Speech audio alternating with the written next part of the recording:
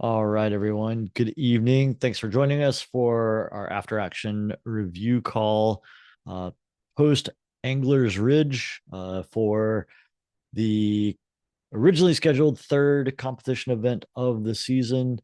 And this is really just a call to kind of go through some things that we encountered over the course of the event, kind of bring you up to speed on that, and then get any of your concerns and things like that out so that we can adjust for future events. One thing I want to draw your attention to is that we have added over 1,000 TTC hours since our last call. So I think we did our goal for trail week of 1,000 hours. I don't know if someone can confirm that. Brian Russell, maybe. So a little short, 1,500 hours was the goal. But and we didn't make it, but that's okay. We had close to 1,000 hours for just that. Excellent. So thank you to everyone for getting out there and putting in the work, pun intended. Awesome. Some very important dates. So we've got competition event number 3 was this past weekend. April 3rd is the late registration deadline for this weekend. So that's Thursday. And then April 4th is Friday, and that's the category petition deadline for the next week's race of at Browns Creek. So kind of we're in a little bit of a model tight turnaround on those things. But just understand there's no category petitions for this week's race. It is for next week's race. And then we'll do Browns Creek April 12th through the 13th. And then we'll be back at Mayodan April 26th and 27th. And then back to Anglers Ridge Park May 10th and 11th for state championships. There will be a town hall for this week's race on Wednesday, April 3rd. No, April 2nd. So tomorrow. There's a lot of meetings this week, so I'm getting a little lost. All right, so just so you're aware of that. Let's talk about a couple of things that we encountered. So we actually encountered an error in the call-up list, and it was caught by a coach when the student athletes were actually lining up in the chute. Fortunately, it was a smaller category, and we were able to kind of re-rack and get everybody where they were supposed to be. But because of this issue and the issue with generating multiple start lists based on regular registration and then late registration, we've kind of decided to change the procedure, and there's just going to be one call-up list generated at the close of late registration on Thursday. So it would be Friday, and that will be posted online. You, as coaches, need to take a look at that. And if you see an error, you have to notify a league official by 5 p.m. Saturday in order for us to make those changes. We will not be doing any in the chute changes from this point forward. So take a look, make sure that everything looks good to you. And if there is an issue, see us Saturday before 5 p.m. so that we can make those changes as necessary. Are there any questions or concerns about that new procedure?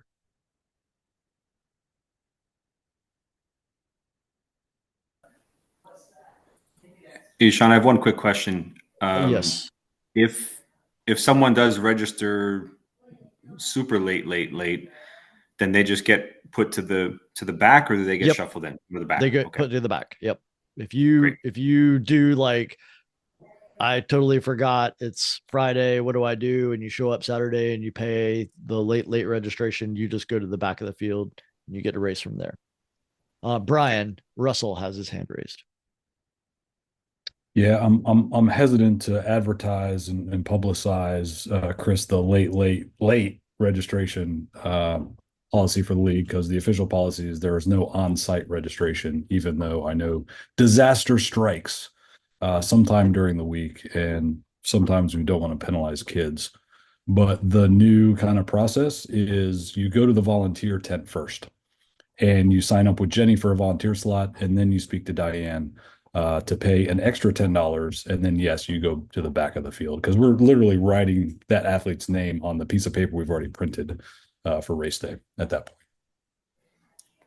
Thanks for the clarification. Yeah, I don't plan to have anybody be late if I can help it, but I want to know what to tell them if they see somebody moving around by them and they're not sure what's happening. So that's all. All right. Can racers still sign up for grit event 302? I don't know if we have a representative from Grit that can answer that question for us. If you can please shoot me an email with the student athlete's name, I can get them added to registration.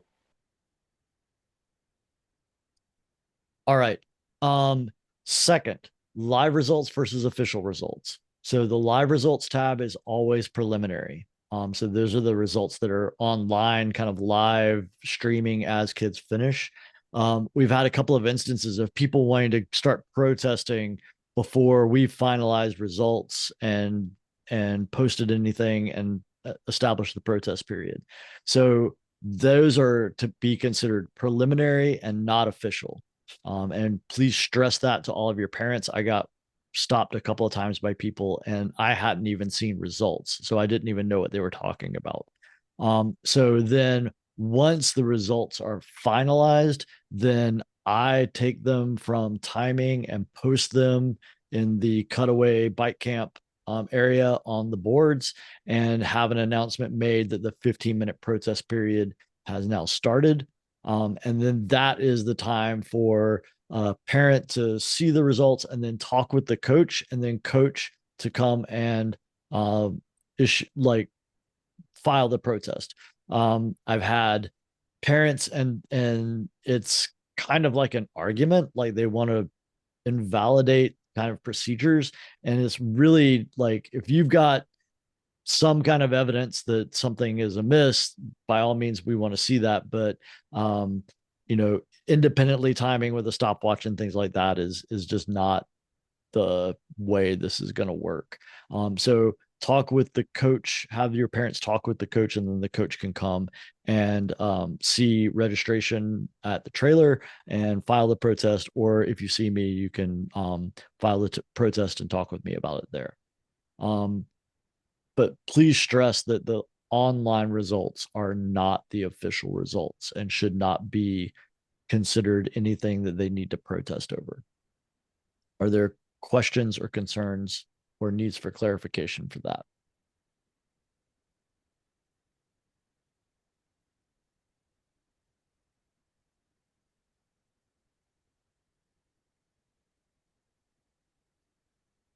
All right. So course crossing clarification. So this was something I witnessed and several other people kind of witnessed it, was spectators kind of on the trail, and people like I looked them in the eyes and I said, "You are on the course." And they looked at me and said, "Oh yeah, I know," and kept right on walking on the course. So we need to have some education on the part of all of us. So if you can have conversations with your parents that they should never be on a trail. Let's just assume that trail is live course. And so they can cross anywhere there is no tape, and they can walk beside the trail, but they cannot walk on the trail. Those of you that have been, racing and spectating for a long time, that typically when you are spectating a mountain bike race, you walk the opposite direction as the racers are coming. And that way you can see them coming and know that you're not in their way, because you'll never hear them coming up behind you. Their bikes are very quiet. And so it's very easy for someone to get overtaken from behind. It's also difficult to be out there in the woods and know without signage which way the course is live on the trail. So just please tell your parents, don't walk on the trail, walk beside it, and then cross anywhere there is no tape is fine, but they cannot cross where there is tape. Are there questions or needs for clarification about that?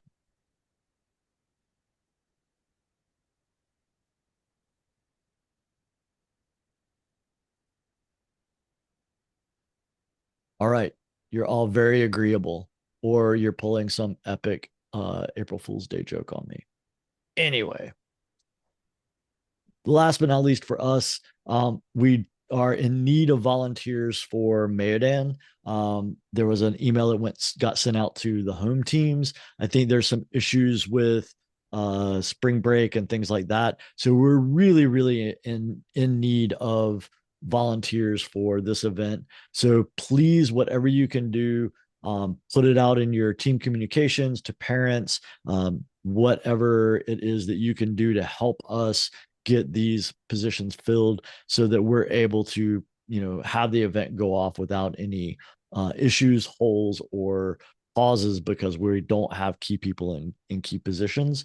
And the other is please, anyone who is volunteering on your team to be a course marshal, they definitely need to be making it on time to their training.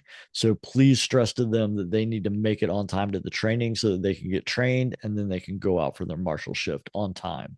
We've had some issues of people just sort of not coming or coming very late, and it's not really conducive to us being able to put those marshals out in the field in a timely manner. Are there any questions, concerns, or needs for clarification for that?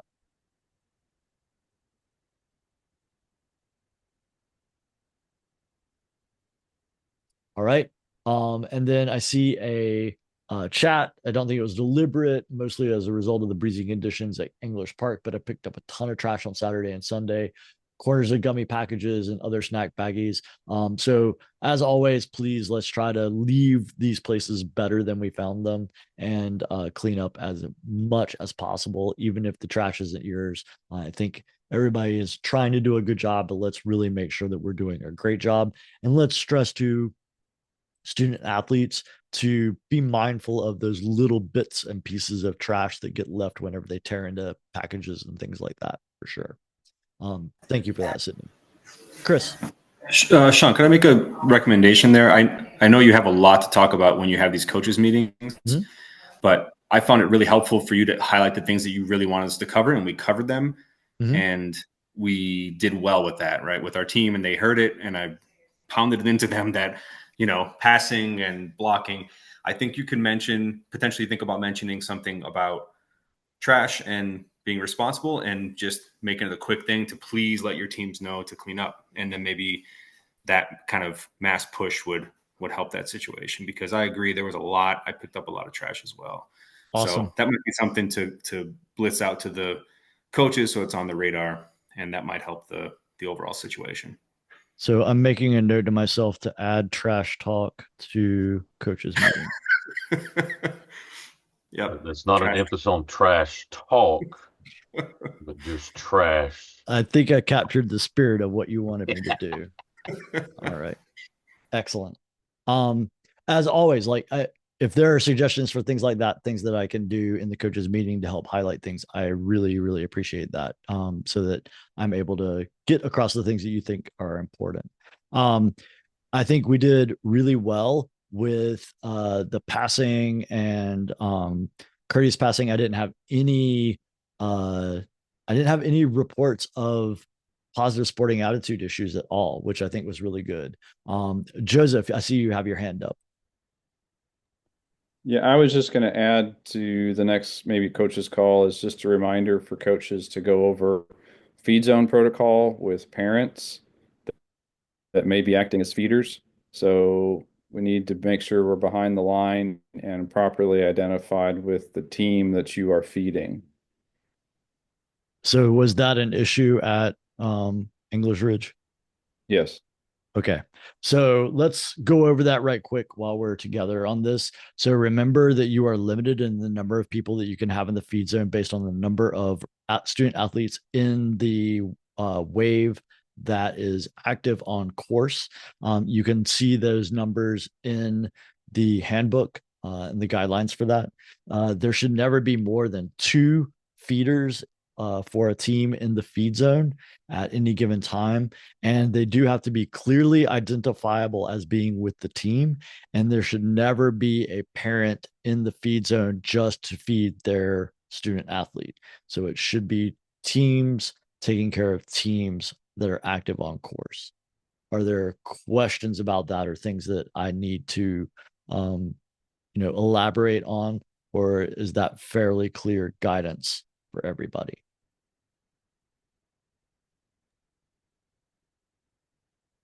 Bill, I see you unmuted yourself, but I'm not hearing you. Well, I was just going to say, actually, I know one of our local high school teams had to use the duct tape route for making ourselves known. So that might not be obvious to other folks that that was an effort to make the team identifiable. Yep. Just as long as it's something that has the name of the team so that we know who is responsible for who. That's great. Definitely have to stay behind the line. There's no movement. You don't walk. You don't run.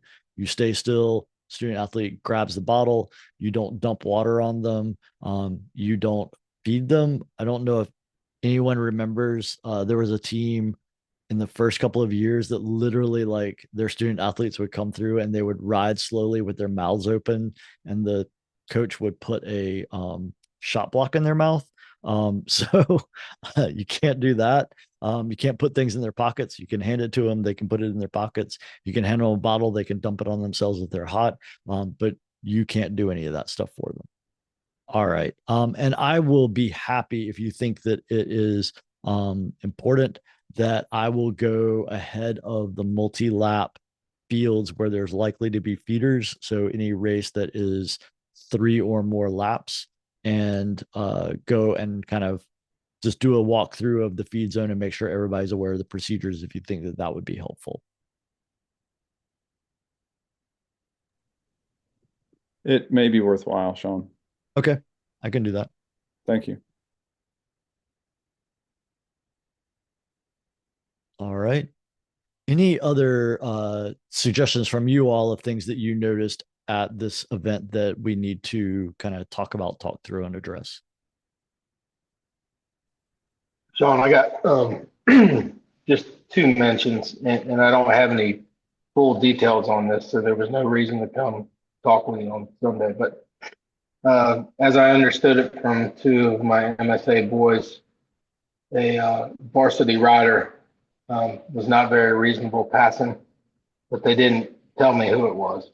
Okay. Just basically said, I'm coming by, and kind of blew him off the trail. Okay. So maybe we can all talk with our varsity riders. I know it's highly competitive in that group, to try to still maintain their reasonableness when passing. The other thing that sounds like occurred is in the JV2 group. I guess someone had a speaker playing music either on their watch or their handlebar. Okay. But nobody told me what it was, so they didn't want nobody wanted to get anybody in trouble. You're the second person. You're the second person that said something about this, and I was just like, I couldn't get anything firm. So I appreciate the spirit of not having earbuds or headphones in, but if you read that rule, it says no portable music players, period. So if this was your student athlete, you need to tell them, nice try, not going to happen again. And so go ahead and have the conversations and let them know. Go ahead, and if you don't know if it was your student athlete, assume that it was, and just have talks with all of your student athletes. It's just like the earbuds, just like headphones, no portable music players while they're on their bike, period. The other one to stress is no on their cell phone. I was seeing student athletes Saturday kind of riding around the parking lot, talking on the cell phone, and I'd have to go talk to them about that. That's clearly in the rule book as well. So big thing is when they arrive on Saturday, they put their number plate on. They're now, kind of in NICA mode. They should be doing these things all the time because it's during NICA season that all of these things apply. But, that maybe is the switch that needs to be flipped for them. Like, oh, yes, I'm at a NICA event. I need to make sure that I am being prepared, being present, being positive. Those 3 things, and make sure that they are aware of all of that. Anything else that you all noticed? Yes, Ben Harbor. I want to sing praises to everybody communicating to their teams, their families, their spectators of not cutting our course tape, ducking under it, stepping over it, however you get through it. We are certainly improving. There's going to be some more improvement being made. We had one incident in the start line where a parent crossed through our categories.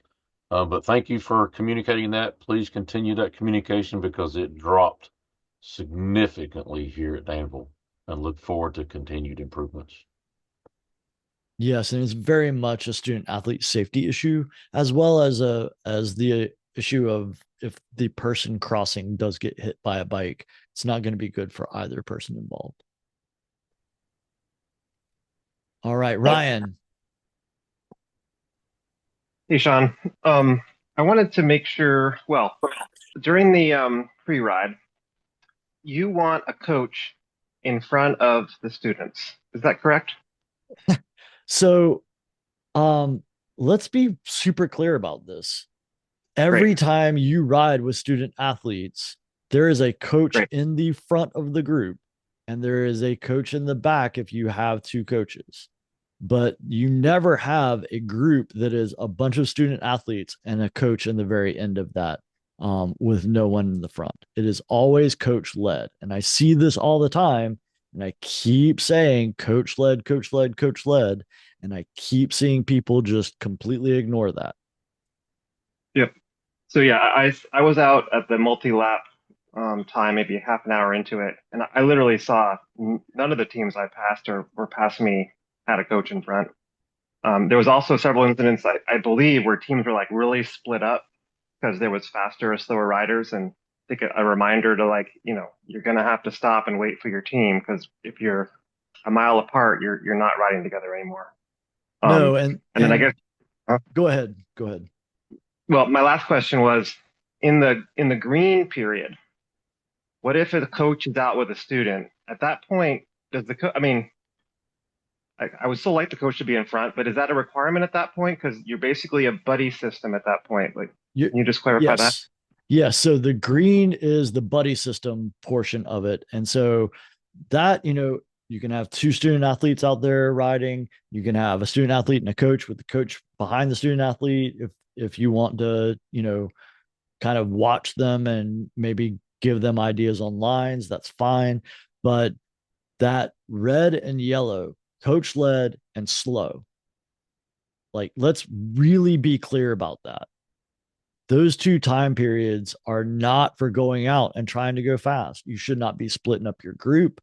You should be the pace of your slowest rider and slower, so that everyone can stay together, because all you're doing is inspecting the course. You're not warming up. You're not trying to do openers. You're not doing any of that stuff. You're just checking out the course.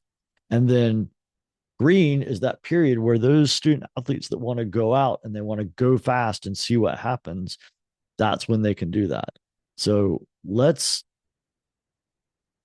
maintain what we're supposed to be doing. And it disappoints me that coaches in our league do not follow the coach-led model that we have said for every season that we've been a part of NICA, and that NICA has said for every season it's been in existence. This has to be the way we do it. There are no excuses. I don't want to hear your reasons why you don't do it, because it's the thing that has to be done. Okay? Yeah, Sean, I do want to clarify, and Ryan, maybe this is a clarification as well for your situation. So last year, South Wake was asked to split our groups up because we were too big on the loops. So we do a split of about 6 by rider speeds, 10 to 15 minutes apart. So there will be big splits between South Wake's team, but we were asked to do that last year. And we do that in the red and the yellow sessions. So there's about 6 different groups that go out in each. But each one is led by a coach. Yes, correct. Yeah. So what we're seeing, what we end up seeing though is large group goes out, coaches in the front, let's give the benefit of the doubt. And then this group splits. And so then you see 4 student athletes by themselves that are 5 minutes behind the group that's led with the coach. So that's a coach that's not doing shoulder checks and not keeping their group together. And so that's what we're talking about at this point. But yes, you still need to be maintaining ratios, not going out as a big group, and we're giving plenty of time so that if you don't have a lot of coaches, but you have more student athletes than you can take out at once, then you can do multiple groups with the same coaches and cycle them through so that everybody gets that at least one lap view during the red and yellow section. Yeah, I'll say we saw on the yellow lap several kids out seemingly by themselves almost. We stopped to put a chain back on one who had no idea how to get his chain back on. And we'll do better at making sure we get race plates so we can know what team it was. But I was really surprised how many kids were unattended. Yes. And that's an issue. And so by all means, let me know, like, if you can get race plates, I can look up teams. It's not, we're all out there to make sure that our student athletes, our first and foremost job is safety. That's our number one role. And so if you see those unaccompanied student athletes out there whenever they should be with a coach, you letting me know allows me to go have a conversation with the team that is the issue, instead of having to address all of you, knowing that not all of you are the issue. I know that 95% of our teams do exactly what they're supposed to be doing. And it's that 5% that needs to be addressed. And I just need to know the information so I can go have those conversations. So by all means, please do what you can to help identify them and let me know, and I can have a timely conversation.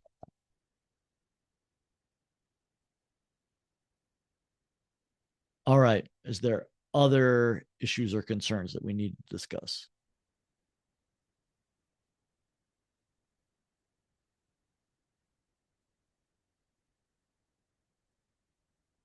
Brian, is there anything that you wanted to add?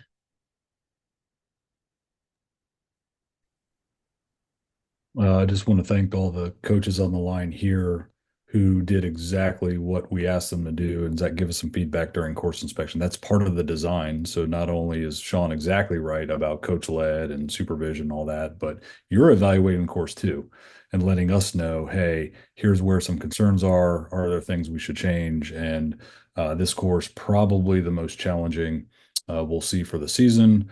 We're evaluating what the championship looks like. We're back at Danville. Ben and I were out scouting some other course options to mix up the course or the championship race. But thank you for being the eyes out there, doing exactly what was discussed, seeing things that aren't quite right, letting us know whether that's student athlete behavior, it's course or whatnot. Thank you, coaches, for being just all the eyes and ears to, just like Sean said, to keep the kids safe.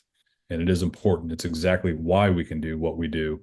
At the insurance rates NICA gets right now for what is always assumed to be a super high risk activity, you are part of the risk mitigation plan that makes us able to do this. And so thank you for that. And thanks, Sean, for the opportunity to chime in. All right. I am sorry if this was answered, but I know penalties were given on Friday. Is there a timing for penalties? Like they will start at a certain time or end at a certain time? So penalties were given for no helmets. So that's always and ever. There's not these rules apply all season. And so if it gets seen, gets addressed. The whole mantra that I want all of you to be kind of really driving home is that idea of being the cheese, being the thing that stops the behavior so that it's not elevated to the level of a penalty. Once it reaches a league official, which is anyone acting in a league capacity, then it becomes penalty, because that's the lever that gets pulled at that point. If you see something, you say something and correct the action. And if it doesn't get corrected, then it will eventually reach another layer of cheese that will stop it, or it will reach a penalty, which will ultimately stop it as well. So the idea isn't like, okay, rules apply. Okay, rules don't apply. It's rules apply all the time. Helmets always. If you look in the handbook, that's the first rule for student athletes. So these things are things that they need to be, making a part of just how they behave on bikes. Brian. Yeah, one more saved round, so to speak, because we won't meet again as coaches until next Tuesday, a day after the deadline for all the coaches here. If you have a senior student athlete, Diane LeBlanc has been contacting all the parents of your senior student athletes to upload a photo of them by 7 April. Because on 8 April, they go to those photos to go to the printers to make the senior posters, which we will hang on the snow fence at our last Mayodan event at the end of April. That's our senior recognition weekend. So please emphasize to your senior parents, get a photo in. No photo, no poster.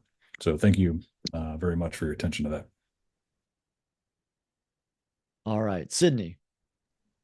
Hey, Sean, I just want to give two shout outs for this past weekend. The first one is Yes. to my hero, Elise Freed, who, when I approached her about a problem in the start chute that caused a crash, she did not dismiss me out of hand and said she'd take a look as soon as she got a chance. Everybody knows Elise is awesome. The second one is for one of actually our North Wake student athletes, Chelsea Johnson, who is an eighth grader, and she stopped during her race to help a competitor who was experiencing heat exhaustion and delivered aid, and then made sure that the course marshals knew that she needed help. And I heard she got into an ambulance and got what she needed, and then was doing okay. Awesome. And in that spirit, like I witnessed multiple interactions of student athletes after races, like they were already changed, and like the compliments that they were giving each other, and just like, you had a great race. Like when you passed me, you were going so fast. Like you took the rock garden so well. Just all of that, like really made it where it felt like all the things that we do like are having that positive effect on the spirit of competition that we've instilled in these student athletes. So it's pretty amazing. All right, Joseph.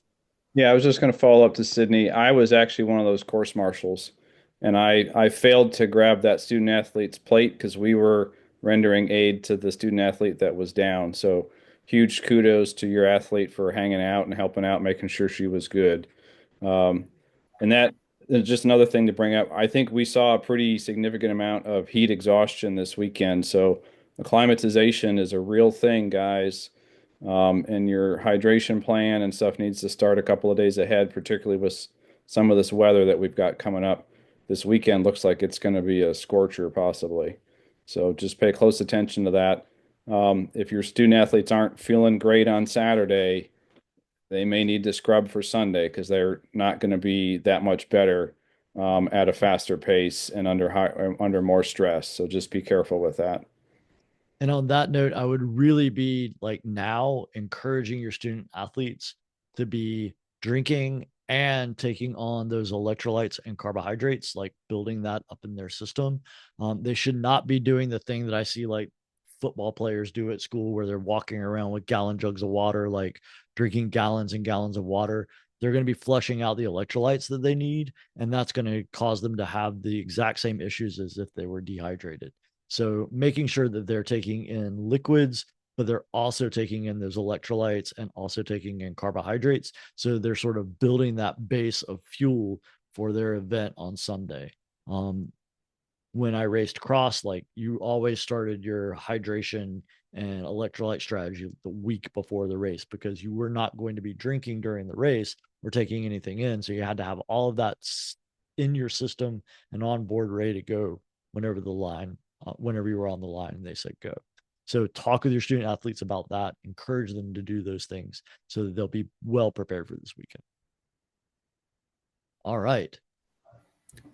Huge thanks to those folks that helped out our student athlete. That was one of ours that had that issue. So thank you very much to the course marshals and to the student athlete that helped her out.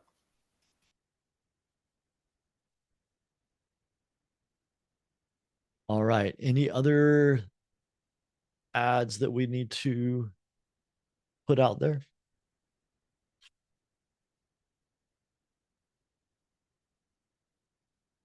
All right. Share this information with your parents and your student athletes. Please do whatever you can to get some of your parents or coaches to volunteer using that sign up genius link that's right there in the agenda. And thank you all for a great event last weekend. And we're going to have a great event this coming weekend. And then we're going to turn right around and have another great event the weekend after that. So 3 back-to-back weekends of NICA if you can handle it. All right. And thank you very much for being a part of this call. And I will talk to you all this weekend. Let me know if there's anything else I can do with you. You can always email me, Sean at northcarolinamtb.org if you have any questions.